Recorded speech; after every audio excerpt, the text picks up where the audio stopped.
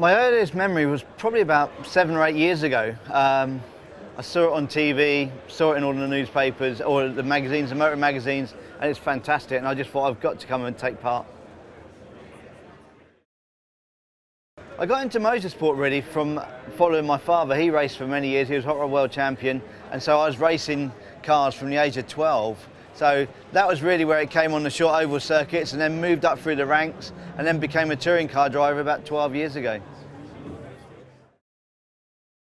The biggest challenge was after 2014, I had a really bad crash at Silverstone where the car barrel rolled, and we were out 2 weeks later. And getting in the car, I had so much bruising all down my lower back and in my ribs. The first drive out of the pits was really painful. My rituals are always try and make sure I get out the right side of bed in the morning, so I've always got a certain side I get out of bed, and I always do a couple of little stretches before I get in the car, providing, you know, sometimes things are happening that fast you don't get time to do the stretches, but I always try and do a couple of stretches in a certain way, and that to me just signals me to have my racing mind ready, and that is all I do really.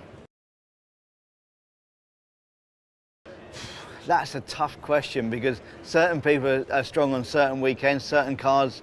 So I would say there's probably about 15 drivers out there that are my biggest competitors, and I'm not going to name any of them, but if you just looked at the top 15 cars on the grid, that's all my biggest competitors.